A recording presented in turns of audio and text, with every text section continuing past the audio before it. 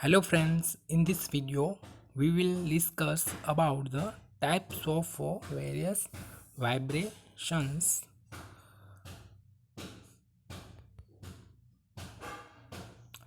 Free and forced vibration. Free vibration when no external force acts on the body after giving it an initial displacement, then the body is said to be under free vibration. હવે કોઈ body છે એને આપણે કોઈ initial displacement આપ્યા પછી એના પણ કોઈ પણ જાતનું એક્સટર્નલ ફોર્સ ન લાગતું હોય અને એ પોતે ફ્રીલી વાઇબ્રેટ કરતું હોય તો આ વાઇબ્રેશનને કહેવાશે free vibration. Frequency of free vibration is called free or natural frequency. હવે જે ફ્રી વાઇબ્રેશનની જે ફ્રીક્વન્સી છે એને આપણે નેચરલ ફ્રીક્વન્સી કે ફ્રી ફ્રીક્વન્સી કહીશું. For example, oscillation of simple pendulum. જે સિમ્પલ પેન્ડુલમ છે એને એક ઇનિશિયલ તમે ડિસ્પ્લેસમેન્ટ આપી દો, પછી વિધાઉટ કોઈ એક્સટર્નલ ફોર્સ આપ્યા સિવાય એ પોતે વાઇબ્રેટ થયા રાખે તો એનું જે આ મોશન છે એને કહેવાશે free vibration. Next, force vibration. When the body vibrates under influence of external force, then the body is said to be under forced vibration.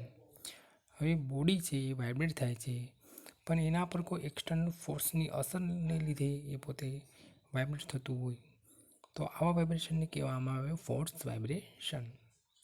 The external force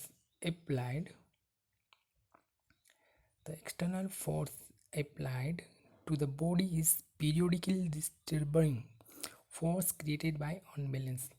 હવે જે સિસ્ટમમાં અનબેલેન્સ પ્રોડ્યુસ થતું હોય એને લીધે જે ડિસ્ટર્બિંગ ફોર્સ ક્રિએટ થતો હોય એ કેવો કીધો છે કે પીરિયોડિક, એટલે કે એનો જે સમયગાળો છે ફોર્સીસનો લાગવાનો એ એક પીરિયોડિક હોય છે. સેમ ટાઈમ એવો સમયગાળો છે સરખો હોય છે. તો જે પીરિયોડિક ડિસ્ટર્બિંગ ફોર્સ અનબેલેન્સને લીધે લાગે છે એને લીધે અહીંયા ફોર્સ વાઇબ્રેશન પ્રોડ્યુસ થાય છે. હવે vibration have a same frequency as applied force. અહીંયા જે વાઇબ્રેશનની ફ્રીક્વન્સી હોય છે એ એપ્લાઇડ ફોર્સની ફ્રીક્વન્સી બરાબર હોય છે. For example, shaking motion experience by a person sitting in a transporting vehicle. હવે ટ્રાન્સપોર્ટિંગ વ્હીકલમાં જે વ્યક્તિ બેઠેલો હોય છે એના પર જે શેકિંગ એટલે કે જે ધક્કો લાગે છે એ મોશન છે એ એક ટાઈપનું ફોર્સ વાઇબ્રેશન છે. Next, undamped and damped vibration. તો ફર્સ્ટ ઓફ ઓલ પહેલાં આપણે જોઈ લઈએ કે ડેમ્પિંગ એટલે શું છે. કે damping it is the resistance offered to vibrating body which reduces its amplitude and ultimately stop the motion.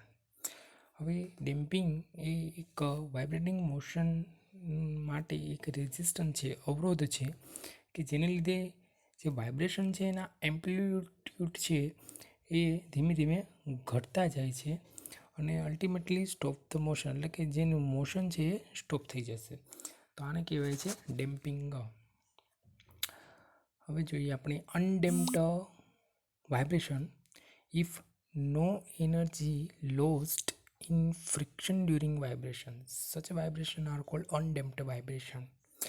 કે હવે કોઈ સિસ્ટમમાં ફ્રિક્શન થતું હોય તો જે ફ્રિક્શનમાં જે એનર્જી લોસ્ટ થતી હોય તો અહીંયા કે જે ફ્રિક્શનમાં એનર્જી લોસ્ટ ન થતી હોય વાઇબ્રેશન દરમિયાન તો આવા જે વાઇબ્રેશન છે એને અનડેમ્પ્ડ વાઇબ્રેશન કહેવાય.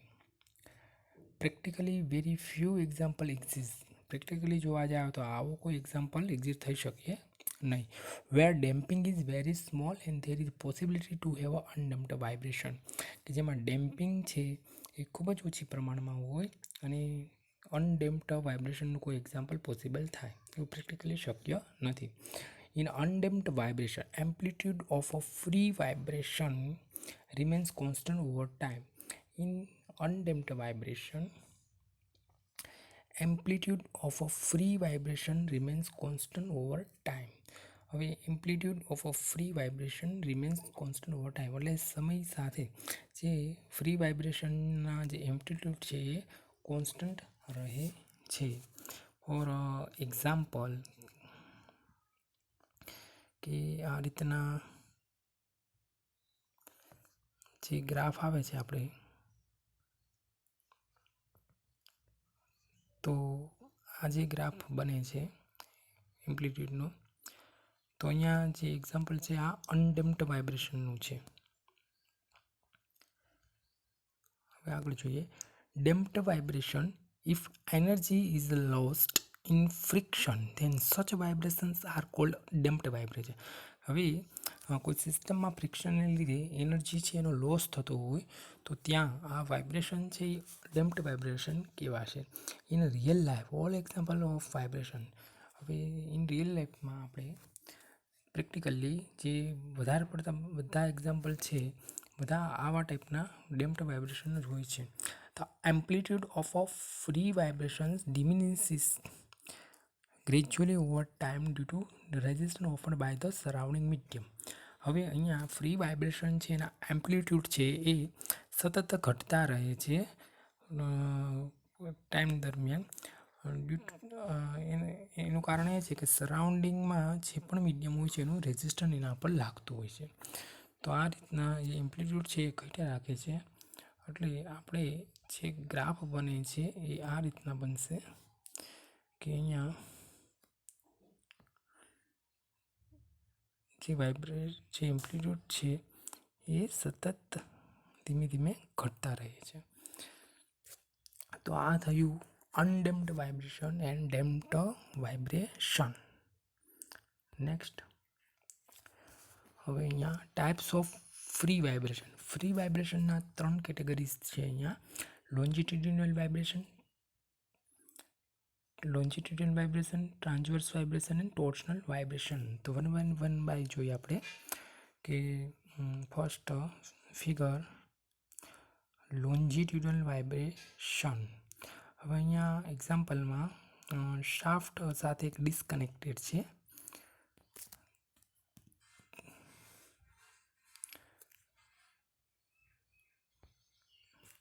First, when the particle of a shaft or a disc moves parallel to the axis of a shaft, then the vibrations are known as a longitudinal vibration. હવે અહીંયા જે શાફ્ટ છે અને disk છે એના જે એક્સિસને parallel એ particle છે એ move થતા હોય વાઇબ્રેશન દરમિયાન, તો આ ટાઈપના વાઇબ્રેશનને કહેવાશે longitudinal vibration. In case of the shaft is elongate and shorten alternately. અહીંયા જે શાફ્ટ છે એ એના વાઇબ્રેશન દરમિયાન ઇલોંગેટ થાય છે અને શોર્ટન થાય છે. થસ આને લીધે tensile and compressive stresses are induce alternate in the shaft. આને લીધે એની અંદર શાફ્ટની અંદર ટેન્સાઇલ અને કોમ્પ્રેસિવ સ્ટ્રેસીસ પ્રોડ્યુસ થાય છે.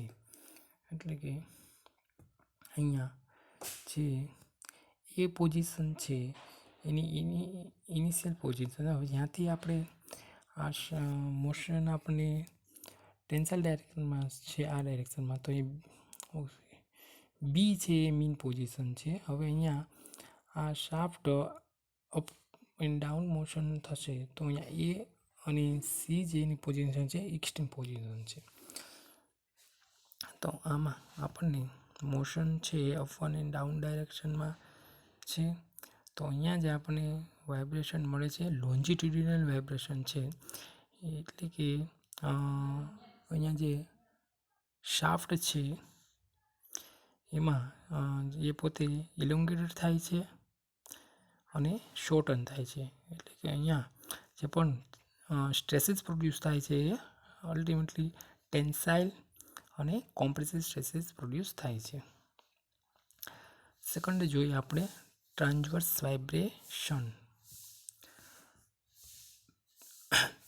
Transverse vibration, when the particle of a shaft or disc move approximately perpendicular to the axis of a shaft, then the vibration are called transverse vibration. હવે જે shaft અને ડિસ્કના જે particles છે એના vibration દરમિયાન જે શાફ્ટની એક્સિસ છે ને એપ્રોક્સિમેટલી પરપેન્ડિક્યુલર જો મોશન કરતા હોય તો આ વાઇબ્રેશન છે એને ટ્રાન્સવર્સ વાઇબ્રેશન કહેવાય.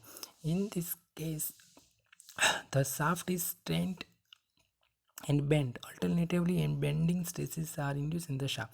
હવે અહીંયા જે શાફ્ટ છે એ અલ્ટિમેટલી એ પોતે સ્ટ્રેટ થાય છે અને બેન્ડ વળે છે બંને ડાયરેક્શનમાં.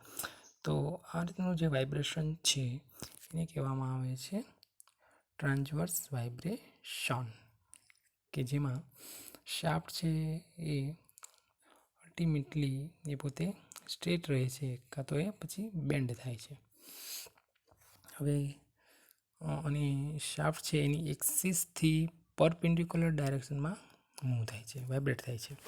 હવે થર્ડ જોઈએ આપણે ટોર્સનલ વાઇબ્રેશન. તો ટોર્સનલ વાઇબ્રેશનમાં જોઈએ આપણે કે when the particles of the shaft or disc move in a circle about the axis of a shaft, then the vibrations are known as a torsional vibration. હવે જે disk કે શાફ્ટના particles છે પોતે એક સર્કલમાં મૂવ કરતા હોય જે શાફ્ટની એક્સિસની સાપેક્ષમાં, તો આવા વાઇબ્રેશન છે એને કહેવાય ટોર્શનલ વાઇબ્રેશન. આ વાઇબ્રેશનમાં in this case shaft is twisted and untwisted alternately and torsional shear stresses are induced in the shaft. અહીંયા શાફ્ટ છે એ પોતે ટ્વિસ્ટેડ અને અનટ્વિસ્ટેડ પોઝિશનમાં આવતું હોય છે અને આની અંદર ટોર્શનલ શિયર સ્ટ્રેસ પ્રોડ્યુસ થતું હોય છે શાફ્ટની અંદર. હવે આમાં જે ટોર્શનલ વાઇબ્રેશન છે એમાં જે શાફ્ટ છે એની એક્સિસની સાપેક્ષ એ પોતે સર્કલમાં મૂવ કરતું હોય છે, એને લીધે અહીંયા જે ટોર્શનલ જે શિયર સ્ટ્રેસ પ્રોડ્યુસ થાય છે એ ટોર્શનલ શિયર સ્ટ્રેસ પ્રોડ્યુસ થાય છે. તો આ થયું આપણે ટાઈપ્સ ઓફ વાઇબ્રેશન્સ.